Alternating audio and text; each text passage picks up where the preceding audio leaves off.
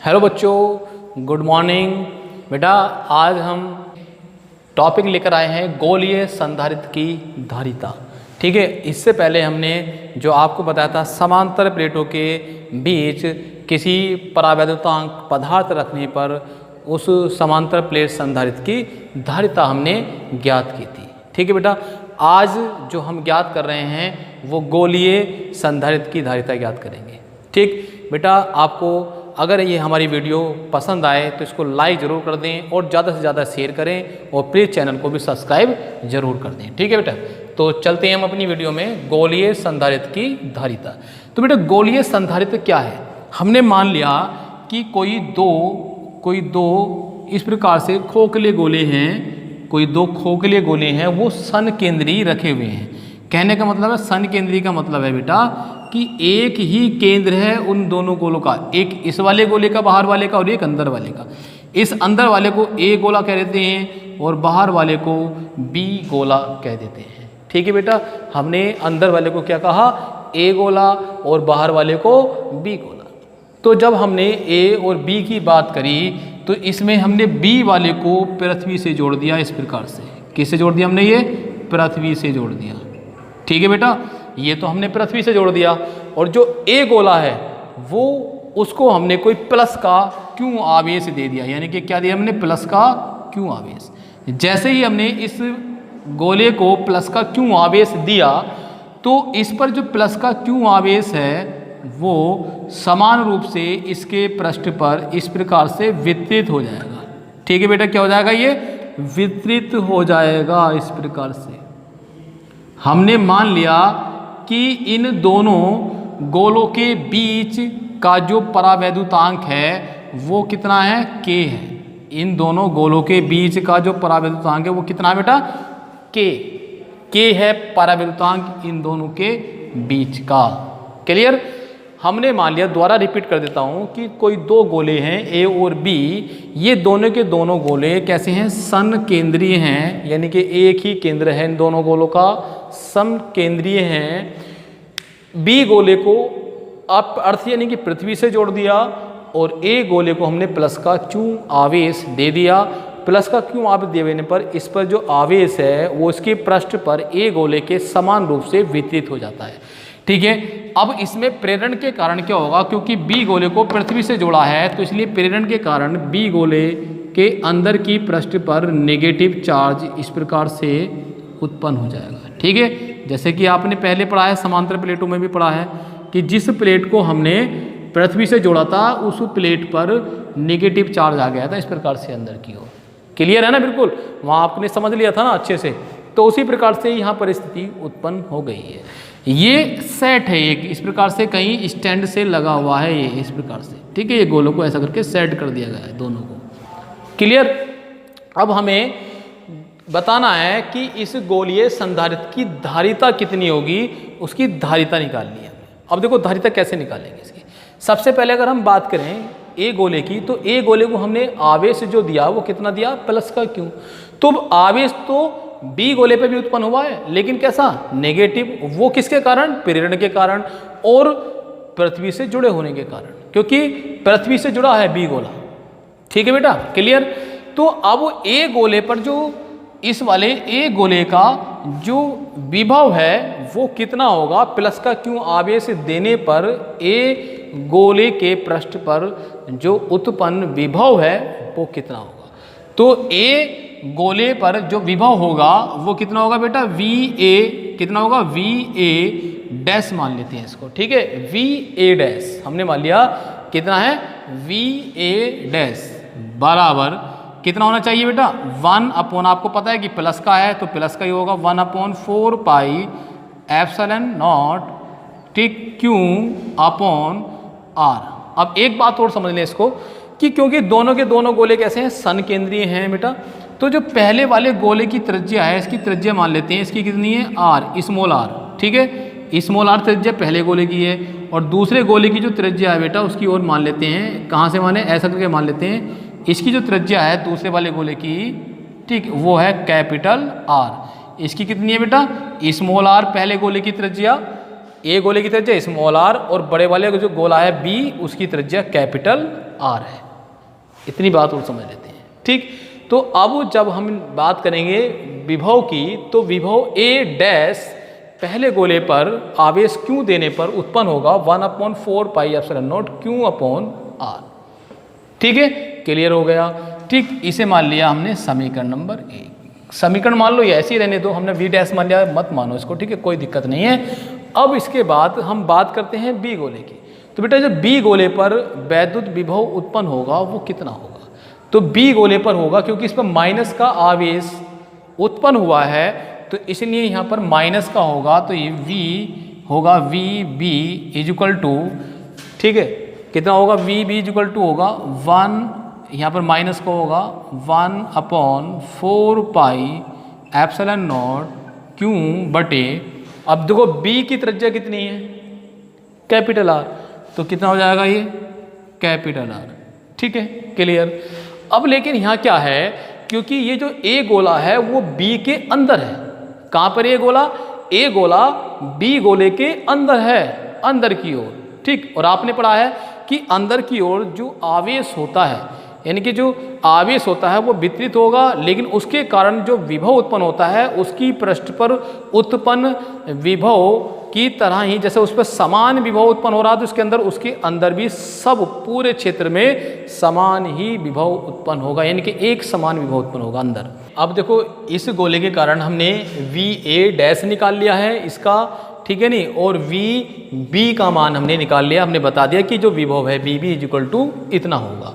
अब इसके बाद बात करते हैं बेटा, देखो क्योंकि ये जो वी ए गोला है, यानी कि जो ए गोला है वो बी के क्या है? अंदर है। तो हमने एक बात पढ़ी है कि कोई भी गोला है तो उस गोले के पृष्ठ पर जो विभव उत्पन्न होता है तो उसके अंदर प्रत्येक बिंदु पर, यानी कि उसके अंदर जो भी प्रत्येक बिंदु है उसके अंदर प्रत्येक बिंदु पर जो विभव होगा वो भी उसके समान होगा, यानी कि इस गोले बी के अंदर प्रत्येक बिंदु पर समान विभव उत्पन्न होना चाहिए।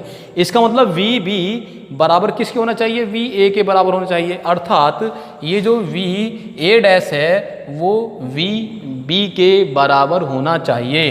तो इसका मतलब यहाँ पर जो हम निकालेंगे तब V double dash is equal to V A, ठीक है नहीं, इसको निकाल लेते हैं, कितना हो जाएगा? वी ए बराबर होगा, सॉरी इसके अंदर पूरा विभव, क्योंकि वी ए डैश तो हमने ऊपर निकाल लिया है, अब इसके अंदर ये पूरा विभव की बात करेंगे गोले बी के अंदर का, तो उसमें सम्मिलित ये भी हो जाएगा, तो ये हो जाएगा बराबर वी बी। तो वी बी कितना हमारे पास ये है? माइनस के 1/4 pi epsilon naught Q upon capital R. ठीक है, अब देखो अब इसकी बात करें तो वी ए कितना होगा? तो वी ए मतलब, क्योंकि अब हमने पहले तो जब इसको प्लस का क्यों आवेश दिया था तो तब हमने वी ए डैश निकाल लिया, इतना होगा, फिर हमने वी बी निकाला, इतना होगा, लेकिन हमें पता है कि इसके अंदर जो विभव होगा वो सब में एक समान होगा, क्योंकि गोला ए बी के अंदर है। गोला ए किसके अंदर है? बी के अंदर है। तो बी के अंदर पूरे इसका जहाँ भी बात करेंगे किसी भी बिंदु पर सब पर विभव कैसा होगा? समान होगा, इसलिए हमने लिखा V double dash A, V double dash A हमने निकाल लिया, तो वी बी के बराबर होगा। तो वी बी का मान ये है हमारा, क्योंकि वी बी पर जो विभव है वो उत्पन्न इतना है, तो वी ए डैश कितना होगा, यानी कि इसके अंदर भी जो विभव होगा वो उसी के बराबर होगा, तो हमने ये निकाल लिया। लेकिन अगर हम बात करें इसकी गोले ए की, केवल ए पर जो विभव होगा वो उत्पन्न कितना होगा? तो टोटल यानी कि कुल विभव, यानी कि ए पर जो विभव होगा वो होगा V A is equal to, देखो वी ए डैश और वी ए डैश और वी डबल डैश, तो इन दोनों के सम के बराबर, क्योंकि दो प्रकार का आवेश हो गया नहीं उत्पन्न इस पे जो है वो दो प्रकार का आवेश उत्पन्न हो गया है। एक होता है हमारे पास वी ए डैश और plus we A double dash. ठीक है, वी ए डैश का मान कितना है? ये 1/4 pi epsilon naught Q upon small R minus plus minus minus, और वी ए डबल डैश का मान है 1/4 pi epsilon naught Q upon capital R. इसको सोल्व कर लें अगर, तो वी ए का मान हो जाएगा यहाँ पर, ठीक है, इसको सोल्व कर लें, देखो 1/4 pi epsilon naught Q, 1/4 pi epsilon naught Q, ये सेम है, और जो बचेगा उसको अंदर रहने देंगे, और क्योंकि ये सेम है इसको कॉमन हम बाहर ले लेंगे, तो Q/4 पाई एप्सिलॉन नॉट हमने बाहर ले लिया, अंदर बचा ठीक है। यहाँ कितना बचेगा 1/r माइनस स्मॉल में, ठीक है। और यहाँ बचेगा, ये बाहर आ गया तो 1/R 1/R। अब इसको हम सोल्व कर लेते हैं तो ये बचेगा Q/4πε0। इसका एलसीएम ले लो, ठीक है। कितना हो जाएगा R, ठीक है। R और R हमने एलसीएम ले लिया। इसकी मल्टीप्लाई इस वन में, इसकी मल्टीप्लाई इसमें, ये तो सब कुछ आता है आप पे, ठीक है। इसको हमने इस प्रकार से सोल्व कर लिया। ये किसका मान निकल आया? VA का मान निकल आया। अब देखो यहाँ पर VA का हमने निकाल लिया है, VB का हमारे पास आ गया है। तो VB जो है वो गोला किससे जुड़ा हुआ है? पृथ्वी से। अगर हम किसी भी चालक को, ठीक है, पृथ्वी से जोड़ देते हैं तो उसका विभव शून्य हो जाता है। कितना हो जाता है? शून्य, क्योंकि पृथ्वी उसके विभव को शून्य कर देती है, ठीक है। ये आपने पीछे पढ़ा था, मैंने बताया था जब आपको समविभव पृष्ठ की बात बताई थी तो वहाँ पर इस चीज़ को समझाया था कि किसी भी चालक प्लेट हो चाहे कोई गोला हो, किसी भी चीज़ को अगर हम जो भी धनावेशित है यानी कि जिस पर भी विभव उत्पन्न हो रहा है, अगर हम पृथ्वी से उसको जोड़ देते हैं तो उसका विभव शून्य हो जाता है, क्योंकि पृथ्वी उसके विभव को शून्य कर देती है। क्यों कर देती है ये भी पूरा डिटेल में वहाँ पर समझाया था। इस चीज़ को आप हमारी पिछली वीडियो में जाकर देख सकते हैं, ठीक है बेटा। तो VB कितना हो जाएगा यहाँ पर? VB क्योंकि पृथ्वी से जुड़ा हुआ है ये, तो ये हो जाएगा 0, क्योंकि पृथ्वी से क्या है? ये जुड़ा हुआ है। पृथ्वी से जुड़ने पर, ये जुड़े होने के कारण, ठीक है बेटा। पृथ्वी से जुड़े होने के कारण क्या है? ये 0 हो गया VB। तो तब VA हमारे पास है, तो टोटल जो विभव होगा इसका, कुल विभव V इक्वल टू कितना होगा? तो कुल विभव कितना होगा बेटा? ये होगा VA माइनस VB, ठीक है नहीं, माइनस VB। तो VB तो ऑलरेडी 0 है ना, तो ये तो 0 ही रहेगा। तो VA बचेगा हमारे पास। VA कितना है? यहाँ पर देखो VA, ये V हमने निकाला था, VA है Q/4πε0, ठीक है बेटा। और capital R minus small r बटे स्मॉल r कैपिटल R, ये, और माइनस VB का मान कितना है? 0। इस VB का मान 0 है, ठीक। ये हमने 0 रख दिया। तो अब इसको सोल्व कर लिया हमने, तो V इक्वल टू आ गया हमारे पास। ये बचेगा, ये इसको ऐसे लिख सकते हैं 1/4πε0। इस Q को इसके साथ ले लो, तो Q capital R minus small r upon capital R और इंटू स्मॉल r, ठीक है बेटा। ये आ गया, ये क्या है? Q। ये V का मान आ गया, विभव। तो ये तो V तो निकल ही आया, ठीक। इसको स्क्रीनशॉट ले लो और नोट कर लो इसको अपनी नोटबुक में। अब हमें क्या निकालना है? हमें तो इस गोलीय संधारित्र की धारिता की बात करनी है, धारिता निकालनी है। तो धारिता कैसे निकालेंगे हम? क्योंकि V का मान तो हमारे पास आ गया, अब धारिता कैसे निकालेंगे? तो बेटा धारिता के वाले जो वीडियो मैंने बताई थी आपको, उसमें धारिता की परिभाषा बताई थी, वहाँ पे एक फॉर्मूला भी बताया था कि किसी भी संधारित्र की जो धारिता होती है वो C इक्वल टू होता है Q/V। कितनी होती है? तो संधारित्र की धारिता हम ज्ञात करेंगे, तो बेटा यहाँ पर निकाल देते हैं, ठीक है।